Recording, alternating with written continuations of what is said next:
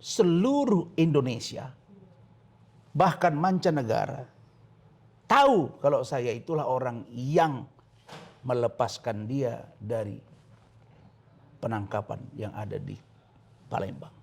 Kira-kira abang mau gak sih baikan sama artis-artis itu? Kan menurut aku nih, mereka tuh baik loh. Ada gak sih abang udahlah baikan aja deh gitu. Udahlah gak ada masalah lah gitu. Karena kan di sini kan aku ya di tengah ya, maksudnya mereka teman aku. Ya abang juga di sini. Aku memberikan wadah abang untuk berbicara begitu. Ada gak sih mau damai aja deh? Saya sudah bilang, Farhad, Hotman, Richard, Dennis, Uya, jejer kalian saya hadapi. Kalau saya boleh ikut berjejer ya bang? Nah, jangan, kamu terlalu Tapi cantik untuk urusan yang begini-gini.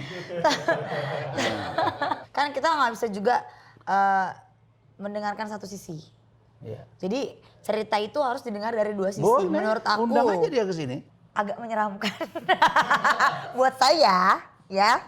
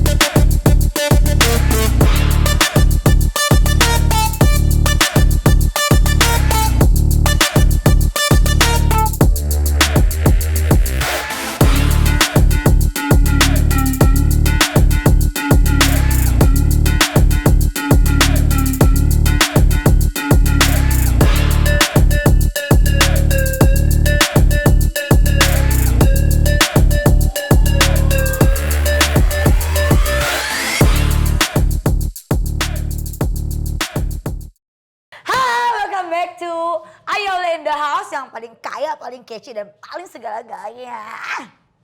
Nah kita di sini ada siapa sih kira-kira? Kita punya narasumber yang katanya kontroversi, sensasi, kayak Ayu Aulia gak sih? Oke kita panggil Bang Rachman Nasution. Tolong ya, 1000 orang, cium tangan mama.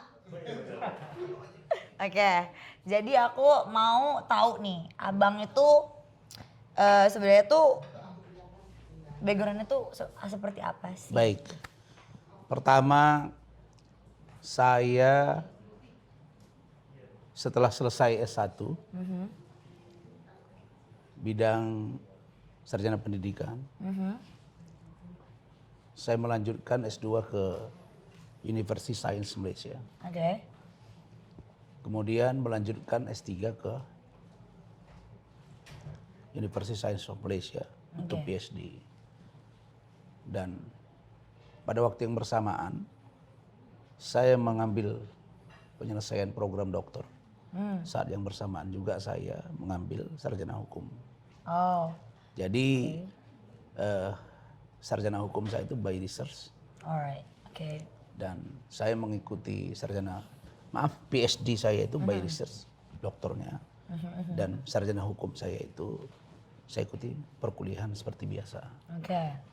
Cuma dia ya kelas eksekutif istilahnya. Oke. Dan saya ini juga adalah dosen. Oke. Hampir 20 tahun. Di mana tuh bang? Di Sumatera Utara. Medan. Dan pernah juga di sini menjadi dosen di Universitas Bung Karno. Oke. Ya tahu aku di Cikini ya. Oke. Dan saya juga sebelum menjadi dosen juga adalah wartawan. Dan pernah menjadi anggota DPRD 2 periode. Lalu kemudian pimpinan partai politik di Sumatera Utara, ketua ya.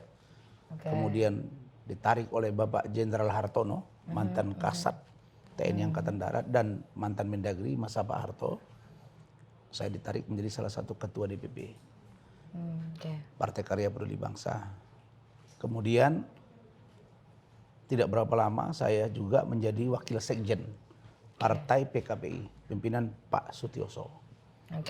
Jadi dalam dunia mengenali Jakarta, dua jenderal ini sangat menginspirasi hidup saya. Nah, sedangkan dalam dunia hukum, saya banyak belajar dari Bang Egy Sujana. Ya saya mesti jujur dong. Ya harus Dan dong. banyak belajar dari Bang Karni Ilyas. Oke. Nah, sedangkan untuk organisasi advokat, saya belajar bagaimana leader kepemimpinan dari Bang Adnan Buyung Nasution dan Bang Indra Sanon Lubis. Dua-dua sudah almarhum. Oh ya. Jadi sekarang saya adalah Vice President Dewan Pimpinan Pusat Kongres Advokat Indonesia. Oh, wow. Jadi saya Tepuk tangan bukan dulu dong. Jadi saya bukan pradi. Oke. Kan pradi Oh, berbeda ya. kan Ya, aku ada tadi pradi, ada soalnya. KAI gitu. Iya. Jadi yang organisasi yang besar itu ada pradi, ada KAI. Nah, pradi ada berapa itu terserah mereka. Oke. KAI juga ada juga yang menyebut dirinya KAI, itu terserah. Tapi karena kita menganut sistem multibar, tidak single bar, banyak gitu ya, maka tidak ada masalah. Sepanjang ada izin Kumham dan disumpah oleh pengadilan tinggi. Karena itu syarat mutlak bagi seorang advokat. Begitu hidup saya. Jadi begitu. Nah, kalau yang pada mau tahu Bang Rachman ini itu apa sih background? Nah, itu dia tadi dijawab lengkap kan? Enggak. Lengkap kan? Kalau kurang lengkap komen di bawah. Terus pernah gak sih abang nanganin kasus apa aja? Dan ada yang besar, ada yang kecil, terus apa aja kira-kira kasusnya? Nah, saya ini alhamdulillah begitu dilantik menjadi advokat secara organisasi. Karena waktu itu KAI ini ada sedikit masalah di Mahkamah Agung. Sehingga banyak orang yang sudah disumpah secara organisasi, di organisasi advokat. Tapi tidak dilantik, tidak disumpah oleh pengadilan tinggi. Karena ada something lah ya sebelum saya masuk. Jadi kita sebenarnya ya kita beracara dengan cara kita. Dan dibolehkan gitu. Tapi sebenarnya itu boleh? Dibolehkan. Nah, alhamdulillah begitu saya selesai disumpah organisasi, kemudian saya juga beracara, saya langsung nangani kasus yang langsung booming. Apa itu yaitu kasus Transjakarta. Waktu itu tersangkanya Udar Pristono, Kepala Dinas Perhubungan DKI Jakarta. Dan wakil gubernurnya Pak Ahok dan gubernurnya masih Pak Jokowi. Itu pertama kali saya pegang. Itu langsung booming. Yang kedua, saya menangani sebagai tim hukum Pak Prabowo Hatta, Pilpres 2014. Yang waktu ya, itu. di situ ya. Nah, 2015 saya jadi tim hukum sekaligus juru bicara untuk kasus tersangka Bapak Komjen Budi Gunawan, calon Kapolri yang tersangkakan KPK yang sekarang kepala BIN. Inilah yang orang banyak kaget. Kok Rachman ini tiba-tiba nongol, zaman dulu kan belum ada viral-viralan, 2015. Kok langsung terkenal? Banyaklah yang bertanya, ini anak di mana? Katanya DPRD, ini dosen kok tiba-tiba jadi pengacara. Nah ini kan letak tangan saya, ikhtiar saya, Tuhan yang mengasih. Dan saya mampu dan dipercaya oleh Bang Egy Sujana pada waktu itu. Dan saya selalu ikut Indonesia Lawyers Club di TV One. Saya belajar dari Bang Karni, saya gali banyak ilmu di situ. Begitu juga dengan Bang Egy ya. Saya belajar dari Bang Indra Sanon, termasuk Bang Adnan Buyung Nasution almarhum kedua-duanya ini. Saya mungkin dipercaya oleh banyak klien. Sehingga ini dikenal. Nah, dari situ apa yang mau saya sampaikan? Bahwa ternyata saya berpikir, kok rasanya nggak sempurna ya kalau kita ini nggak megang artis. Nah, jadi saya baru tahu begini, karena saya mantan wartawan. Satu waktu saya menangani kasus apa itu, Bang? di Barreskrim Mabes Polri. Saya nggak usah sebut kasusnya. Nah, di situ saya lihat ada wartawan rame. Wah, rame sekali ini wartawan. Nah, saya merasa, wah saya udah top ini, kan begitu. Karena semua berita-berita Metro TV lah waktu itu, TV One itu yang berbagai waktu itu macam TV lah TV ya. yang berita news ya. Nah, yang kaitannya dengan berita-berita politik. Itu sudah kenal sama saya. Nah, cuma saya waktu menangani kasus itu, itu tidak booming kasus yang satu itu. Tapi saya sudah dikenal. Nah, di situ kumpul rame-rame wartawan. Saya dicuekin. Wah, mulai saya bingung. Kok cuek ini orang? Biasa kan saya datang rame-rame. Di Bareskrim kan, kebayang pasti urusannya beda nih. Kalau artis saya sudah ngerti lah, saya pasti di tempat lain. Misalnya ada artis apa yang bermasalah. Saya nggak tahu. Terus saya bilang sama istri saya, dia ikut ini. Nih, ini kok kita dicuekin ya? Saya bilang. Iya, baru saya mau cari lah tahu. Apa sih kok kita dicuekin? Saya tanya, itu kasus apa? Rupanya ada satu artis yang sedang bermasalah. Terus, kok mereka cuek ya? Saya bilang kan gitu. Saya datang ke mereka. Halo, gimana apa kabar? Ya, gimana? Siapa Pak? Kaget. Kalian nggak kenal sama saya? Saya bilang, enggak. Kami entertain Bang. Kami nangani. Baru saya terpikir. Ternyata tidak lengkap ini. Kalau kita tidak menangani juga dunia entertain. Dan dunia entertain ini, khususnya para artis ini, kita nggak sempurna. Nah sementara cita-cita saya juga ingin jadi orang terkenal. Tapi dengan cara yang baik. Nah, alhamdulillah sejak itu tidak lama kemudian saya langsung menangani kasus-kasus yang besar. Seperti contoh? Misalnya? Yang berhubungan dengan artis? Ahmad Dhani. Saya bareng-bareng itu waktu Ahmad Dhani. Kemudian Farhad Abbas. Dia ribut dengan Ahmad Dhani. Itu saya pengacaranya, bisa dilihat itu. Nah, kemudian siapa yang menang tuh Bang? Siapa yang menang? Waktu itu akhirnya mereka selesai di pengadilan, damai ya. Tapi saya pengacaranya Farhad Abbas. Nah, kemudian Farhad Abbas ribut dengan Regina, mantan istrinya. Nah, kita juga pengacaranya. Nah, disitulah saya mulai lama-lama ya banyak. Ada Lira Firna, ada Kalina Oktarani, ada Hendrayan, ada Fadlan Muhammad, ada Andika Kangenben. Ya terakhir ini Amanda Manopo. Itu saya yang pegang. Waktu dia ada ancaman-ancaman dari netizen, dia takut kejadian seperti Via Valen.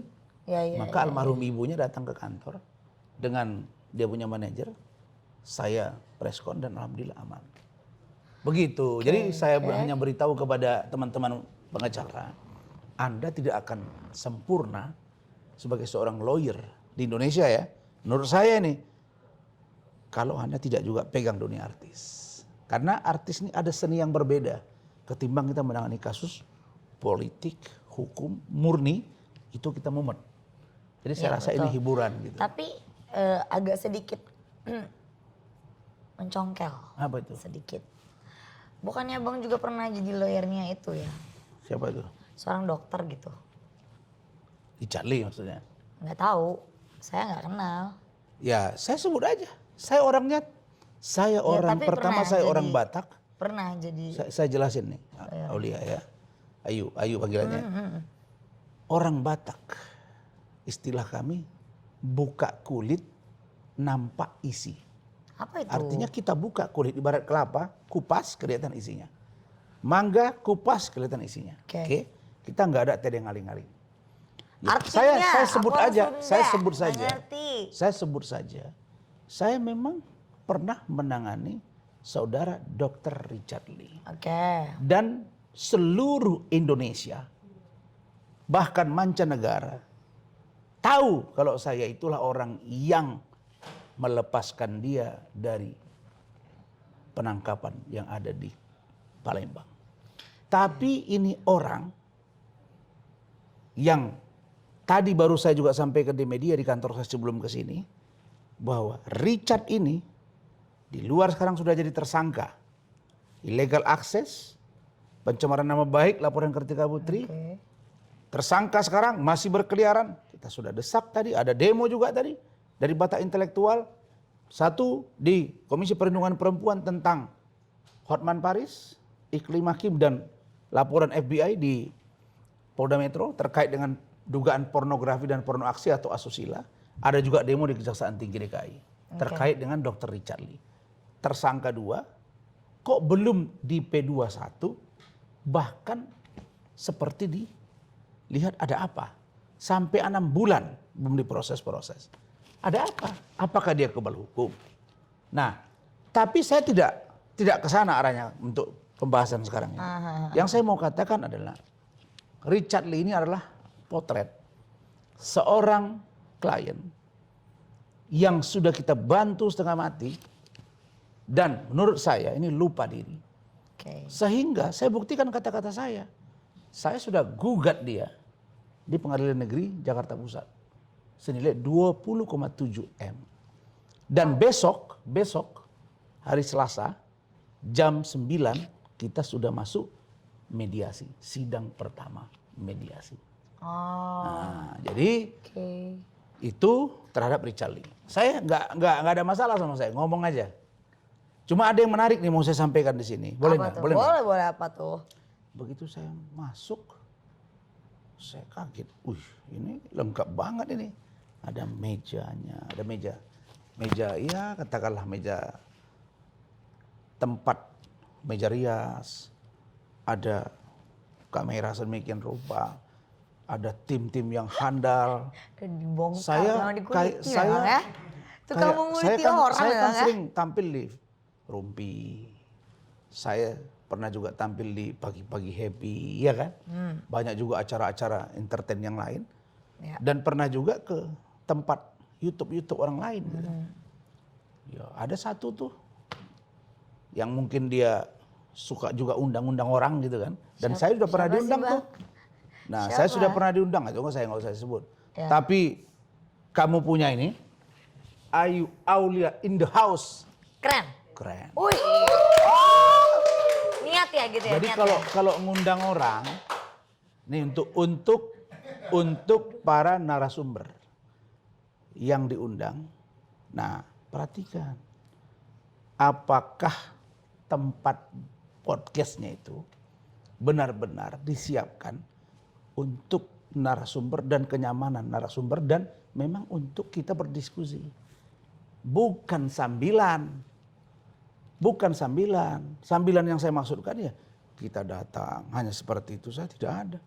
Kita juga disajikan makanan. Saya ditanya tadi apa pesanan bang? Ada meja rias. Saya tadi karena saya juga sering diundang di TV di luar entertain ya.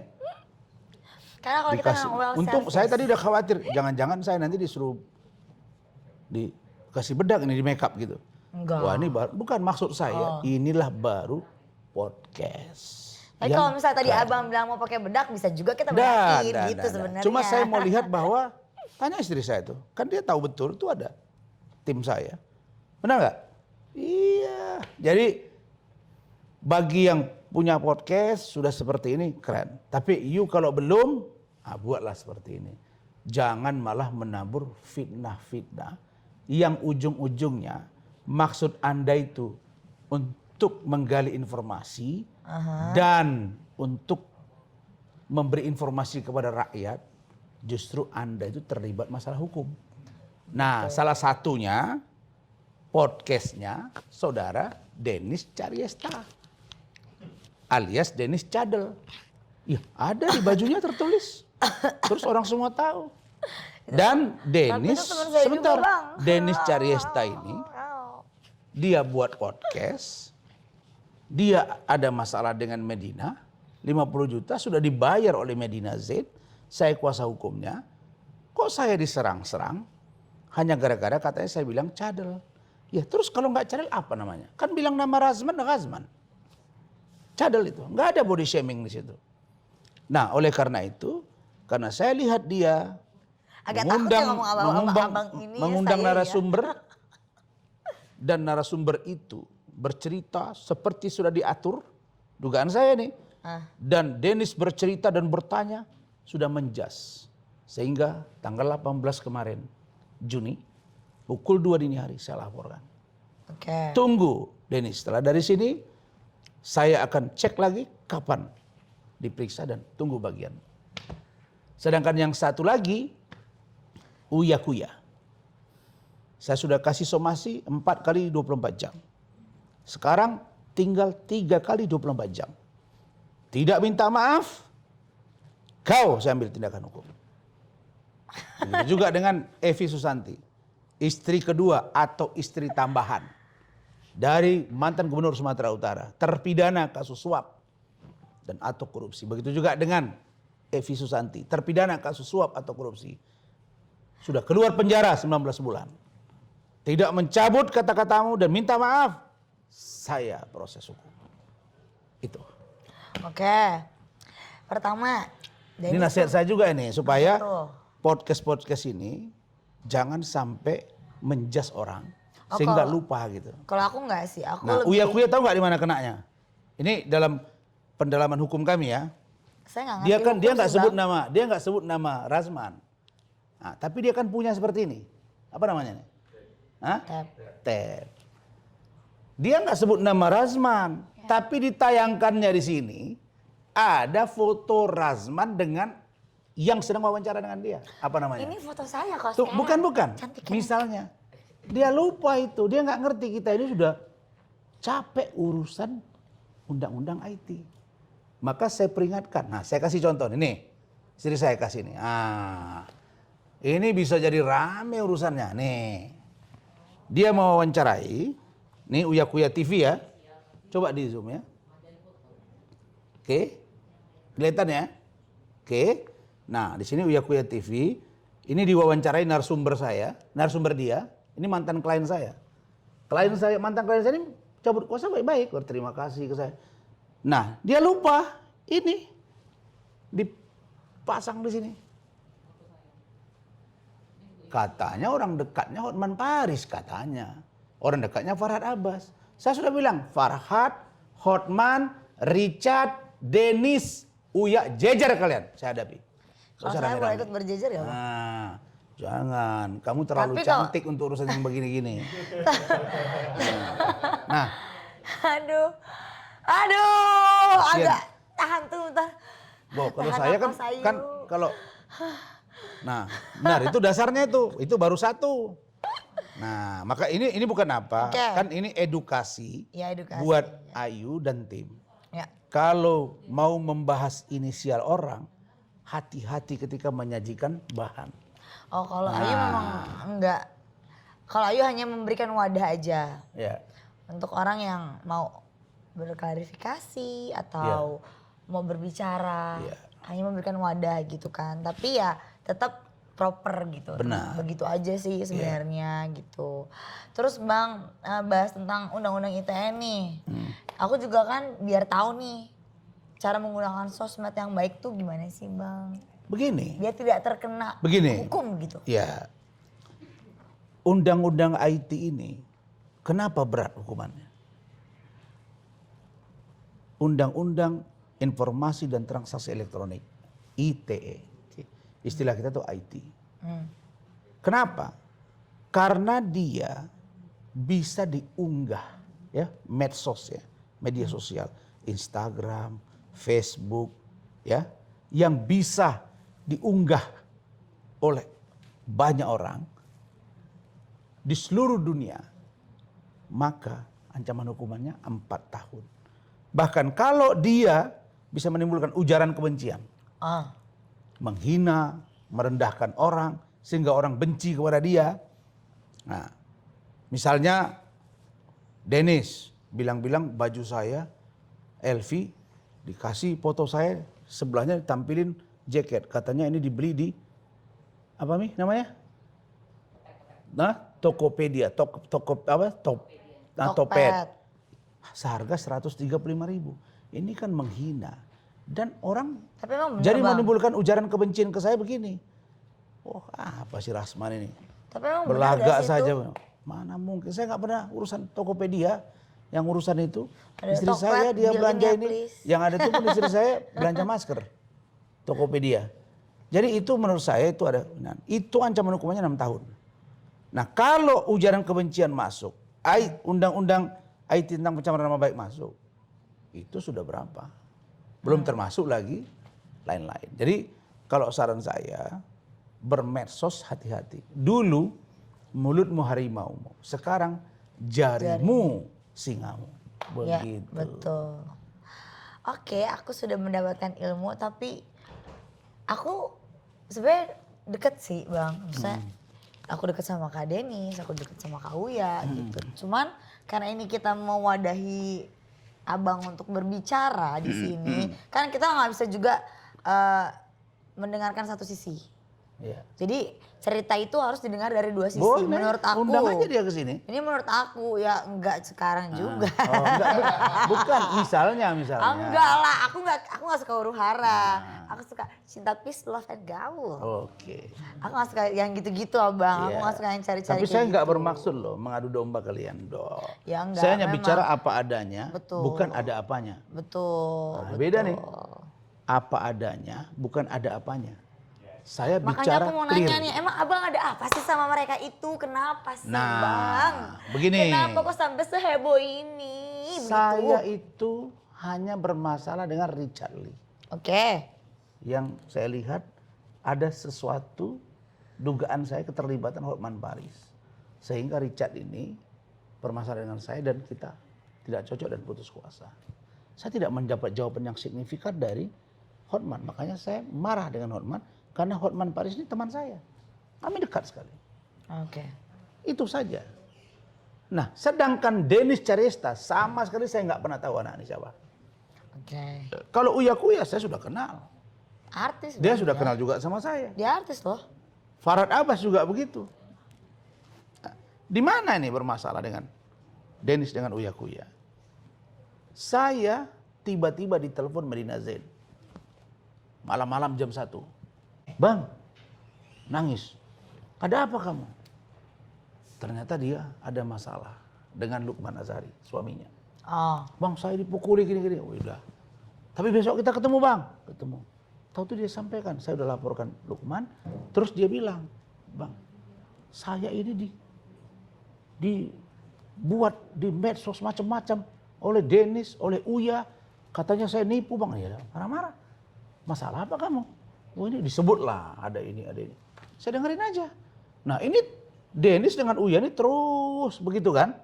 Nah lalu Medina bilang, bang tolong dong bang dijawab bang.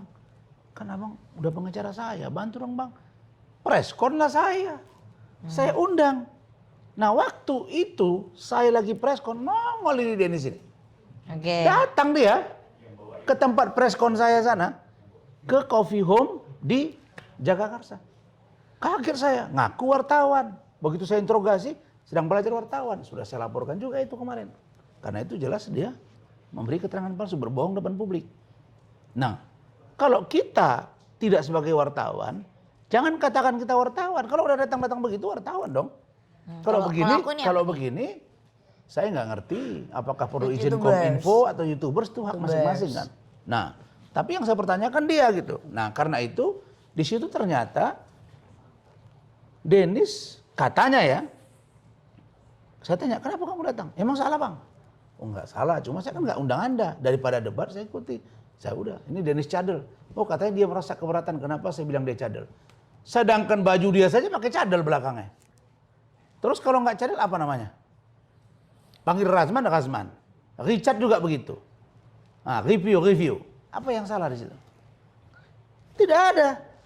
Nah, tapi permasalahan dia 50 juta sudah dibayar oleh Medina Zain, malah dia taruh di podcast dia itu menerima korban-korban pengaduan dari penipuan Medina Zain. Kan tidak benar. Nah itu bisa. Dia bukan penegak hukum. Itu bisa kena undang-undang. Karena Medina karena mulai membaik sekarang kesehatannya, sehat dia sudah bilang dan keluarga akan lapor. Tapi kalau kita flashback itu baru satu kan? Ya. Nah, itu kan baru Dennis ya. Ya. Nah, sedangkan Uya Kuya. Okay. Uya Kuya ini teman baik saya dengan dia.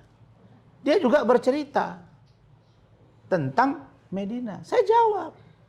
Nah, saya lagi ngomong datang ke rumah saya, wartawan macam terus saya bilang, Uya Kuya kan teman saya. Iya bang, masa nggak kenal? Iya tahu saya yang Uya Kuya yang rambutnya ada hijau, ada biru. Loh sudah katanya tersinggung Uya Kuya gara-gara itu. Lah body shaming masa salah? Saya tanya kamu tadi kan, masalah bra dengan kemban. Saya tanya kan, boleh dong. Saya tidak sebut yang mana-mana nih. Nah, kan saya boleh tanya. Apa yang salah di situ? Ya kalau memang rambut saya putih, si rambut putih, si Rasman si gemuk, apa yang salah di situ? Ya justru salah kalau saya bilang si Rasman yang kurus kecil, itu baru terhina. Jadi nggak ada di situ, hanya itu doang. Bayangin sudah berapa bulan, tiap hari, ya bisa dibilang tiap hari, enggak tiap hari, tapi bisa dibilang rutin. Sepertinya kok masalah Medina Zain melebar ke saya. Ini sama dengan istilah saya, kuda yang mendaki, kok orang yang sesak napas. Nah, berarti Ini kan nggak nyambung gitu loh. berarti harusnya Medinanya itu muncul harusnya. Tapi sakit. Iya sih. Medina sempat sakit, dilarikan ke rumah sakit jiwa. Tapi Dan saya udah sudah sembuh datang ke sekarang. sana. Sekarang dalam program healing, dan dia sekali 2 minggu tetap kontrol. Mudah-mudahan kita harapkan dia kembali berdoa, dengan Lukman, ya. dan akan menghadapi seluruh masalah ini. Semua masih dipertanggungjawabkan. Aku juga berdoa semoga Mbak M cepat sembuh begitu. Ya kan, Iya. biar juga abang juga kan Iya. nggak klarifikasi sendiri Iya, dong. betul. Jadi ada dua sisi juga begitu. Iya. Terus Bang kasih pesan dong buat orang-orang yang sedang membaca berita abang di medsos yang membuli abang. Kenapa sih abang tuh dibully? Aku tuh kalau ngelihatnya tuh aduh abang ini kenapa sih dibully terus gitu. Kenapa? Begini. Gitu loh. Saya kan diskusi ya. Saya sebenarnya main Instagram ini belum nyampe setahun. Alhamdulillah saya Tapi sudah centang biru loh, Bang. sudah centang biru kan. Nah, kenapa? Karena memang ternyata saya di Wikipedia ada berita-berita saya di internasional macam-macam. Nah, tapi yang apa namanya? Yang saya mau sampaikan ini, ya kamu tadi kaitan apa tadi? Kenapa banyak banget orang di media sosial Iya, itu begini. berkomentar negatif Begini, tentang abang? saya tidak begitu paham dunia medsos awalnya. Saya kaget, kok urusan Richard ini saya dibully. Terus Hotman dibully. Saya tanyalah ke tim, coba kalian cek, ini akunnya benar nggak ya? Dicek, benar kan? Ada yang 1 followersnya, ada yang 4, ada yang kosong. Terus saya juga lihat, wah, pertama saya diskusi sama keluarga dengan tim. Kalau ini kita seleksi, bukan kita tutup ya, kita seleksi komen, apakah berpengaruh nggak kepada viewers? Nggak. Tunggu, benar pikiran saya pasti berpengaruh nih. Jangan-jangan nanti ini bisa 10.000 jadinya 2.000 kan? Nggak nyaman juga saya kan? Ternyata kita tes, tidak usah jadi, malah pernyataan saya tentang laporan Andar Situmorang terhadap Hotman Paris. Jadi Hotman Paris itu sekarang dilaporkan banyak loh. Ada Pradi, kabupaten, kota, ada provinsi, ada kami dari Batak Intelektual. Kemarin Bang Andar Situmorang melaporkan diri Polres Jakarta Timur, gitu, ya kan? Aku sih nggak tahu, nggak Jadi yang mau saya katakan adalah bahwa urusan yang namanya netizen ini, jujur aja, saya pikir saya tidak perlu tanggapi. Daripada menjadi fitnah kepada mereka, dan saya mengerti agama, dosa bagi mereka, dosa bagi saya, karena berbalas pantun. Kadang kita marah juga nih kan, kepala kau, saya bilang begitu, saya marah kita kan. Daripada seperti itu, saya akhirnya sudah tutup. Dan alhamdulillah, syukurnya saya, tidak ada ngaruh. Bahkan tentang Hotman Paris dilaporkan sudah 100.000 lebih. Itu baru berapa hari gitu. Oke, kalau yang itu aku nggak observasi dan memang nggak tahu yang lagi rame kan. Yang aku tahu yang Richard Lee, Dennis, ya pokoknya artis-artis ngomong aja lah, nggak apa-apa itu. Enggak, yang artis-artis banyak kan karena banyak, saya kan nggak tahu, lupa gitu namanya saking banyaknya begitu. Iya. Jadi maksud aku kenapa sih abang kok sampai berseteru sampai sebanyak itu gitu loh sama semua artis begitu. Saya tidak merasa berseteru. Mereka yang jadi perseteruan sama saya. Tapi Jujur kenapa itu. abang Saya tanya tanggepin? begini Aulia, ayo. Oke. Bayangin ya, gini. Apa gimana? Dennis Cariesta saya tidak kenal. Aku kenal. Oke. Dia bermasalah dengan Medina. Oke. Nggak kenal. Medina sudah bayar. Oke. Urusannya 50 juta. Clear. Saya bilang Dennis Cadel. Terus saya diserang sampai hari ini. Oke. Apa masalah? Kan sudah selesai. Ya. Kalau dia tidak dikembalikan uangnya, dia mau ribut lapor polisi, itu lebih gentle. Uya-kuya, ribut duluan, begini. Dikembalikan 35 juta, diterima, baru buat LP. Masih clear dong, tunggu aja panggilan polisi. Kayak saya dengan Hotman sekarang, saya nggak ada giring-giring, tunggu aja. Kan dia laporkan Kim dengan saya. Kami laporkan juga dia tentang dugaan pelecehan seksual. Sudah, masing-masing tunggu. Kok saya malah setiap hari kok jadi ke saya yang diserang-menyerang. Dia bermasalah dengan Medina, kok pergi ke saya. Jadi menurut saya itu hanya klise, kata-kata yang dikemas seolah-olah gara-gara rambut, gara-gara cadel. Kalau dugaan saya, yang benar nih, dugaan saya ini mudah-mudahan ini, kalau saya tidak salah, dugaan ini presumption of innocent. Karena mereka pingin, sesungguhnya mereka lah yang saya duga keras pingin pansos. Jadi mereka Dennis pansos sama abang. Dennis, dugaan saya nih pingin pansos ke saya. Udah kebalik nih. Kuya dugaan saya pingin pansos. Karena mungkin program sudah berkurang. Program TV. Ini dugaan saya nih, boleh dong. Boleh kan, semua orang Nah sekarang berhak menduga sekarang gitu, buat podcast di rumah. Aku juga. Nah kalau bisa. Aku juga bang. Iyalah menurut saya ya lebih keren lah seperti ini. Jangan orang datang langsung duduk begitu ya.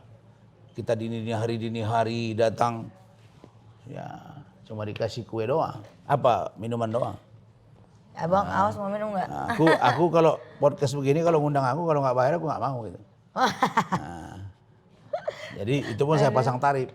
Aduh. Nah, jadi gara-gara ya gini-gini, gara-gara perilaku Richard Lee ini dan perilaku Samsul Caniago yang sudah saya laporkan mantan klien saya ini, setiap orang memberi kuasa ke saya sekarang, saya buat satu surat tambahan, surat pernyataan tidak akan mencabut kuasa hukum kepada saya, kepada Razman secara sepihak tanpa ada pelanggaran yang jelas dan dapat dibuktikan. Kalau tidak, saya akan denda 10 kali lipat. Wow. Terserah mereka mau pakai saya atau tidak. Tapi alhamdulillah saya bersyukur pada Allah, rezeki saya dan klien saya nambah terus tiap hari. Sampai sekarang akhirnya masih ada juga.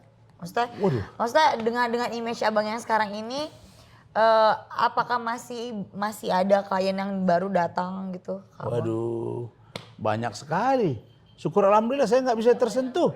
Saya ke Manado belum tersentuh ini, baru sekali turun. Dan di Surabaya masih ngantri, di Semarang masih ngantri, di Batam, di Riau, di Sumatera Utara. Tuh bupati lagi ribut sama gubernur, lihat tuh. Saya akan berangkat. Waduh, nggak terurus saya, belum yang lain lagi. Ini yang mau sidang lagi tuh minggu depan. Kita dapat gugatan besok ya. Ada terus. Cuma sekarang saya pasang tarif bos, yang jelas ya. Kalau dia memang susah, bahkan saya gratiskan. Tapi kalau memang dia mampu, pakai pasang. Karena kita ini jasa. Kita pergi ke dokter spesialis, konsul saja bayar bos. Apalagi minta bantuan hukum. Oke, nih terakhir dari aku. Richard itu bayar ke saya, nyicil itu. Nyicil surat kuasanya. Katanya orang kaya. Katanya orang kaya, tapi nyicil. Aku orang kaya? Ya. Kan kamu belum ada masalah hukum ke saya kan? Jangan, tapi katanya orang kaya, tapi nyicil. Amit. Nyicil kan? Amit. Tapi kemarin katanya ditunjukin ke saya ada apartemen, ya kan? Abang, ntar dulu nih, aku potong sebentar. Ya terakhir, pertanyaan terakhir dari aku. Karena abang mau dari tadi ngomongin pasti pembacarnya aku silakan, nih. Silakan. Nah, kira-kira abang mau gak sih baikan sama artis-artis itu? Kan menurut aku nih, mereka tuh baik loh. Ada gak sih abang udahlah baikan aja deh gitu. Udahlah gak ada masalah lah gitu. Karena kan di sini kan aku ya di tengah ya, maksudnya mereka teman aku. Ya abang juga di sini. Aku memberikan wadah abang untuk berbicara begitu. Ada gak sih mau damai aja deh? Ya udah deh gitu. Itu juga tadi pertanyaan wartawan di kantor saya sebelum ke sini. Saya bilang ini kan perang berlarut sudah. Bukan sebulan 2 bulan. Tadi dihitung sama istri saya sudah 5 bulan. Yang paling hot ini sudah 3 bulan. Kelihatannya kalau untuk damai itu harus melibatkan banyak pihak. Pihak ini maksudnya kan saya ada tim, dia ada tim. Dan saya pikir kecuali mereka langsung komunikasi dengan saya. Oke. Dia minta maaf seperti Uya. Saya kasih waktu minta maaf, selesai. Tapi kalau nggak minta maaf saya kejar. Evi, tapi untuk Dennis karena keterlaluan sudah. Okay. Mungkin dia mesti merasakan dipanggil polisi, mudah-mudahan jadi tersangka, baru dia rasakan nanti bagaimana enaknya di sidang dan kalau terbukti di penjara. Kan seru. Mungkin begitu. Baru tidak seberani itu gitu. Ya. Ya. Seru Kalau saya ya. Aduh. Makanya begini. Barang siapa yang mendalilkan, dia yang harus membuktikan. Jadi mereka menyatakan bahwa saya, misalnya Dennis, menyatakan bahwa saya, menurut saya sih itu sudah meras kata dia. Ada itu pernyataan Dennis. Dia memang nggak sebut si abang, tapi dia lupa kata-katanya. Nah, menurut saya sih abang itu meras, tapi di sini ada dia pegang surat-surat kuasa. Nah, Dennis dibacakan pembicaraan saya chat WA, bisa saya buktikan di print, saya bisa cek yang itu dengan yang ini, sama kan? Berarti saya dong, se-Indonesia tahu. Jadi itulah yang menyebabkan laporannya. Nah, Oke, baiklah. Sekarang kita sudah berapa lama kita ngobrol? Closing nih. Agak menyeramkan buat saya, ya. Baiklah, kalau gitu aku mau ngucapin terima kasih banyak Abang udah mau datang ke sini. Semoga semua permasalahannya cepat selesai. Amin. Semoga Mbak M juga cepat sembuh dan cepat bisa menyelesaikan segala semua permasalahannya. Dan Abang juga cepat berbaikan dengan artis-artis yang sekarang juga setir dengan Abang karena itu teman saya juga. Amin. Gitu. Ya, saya Ayu Alia. Bye.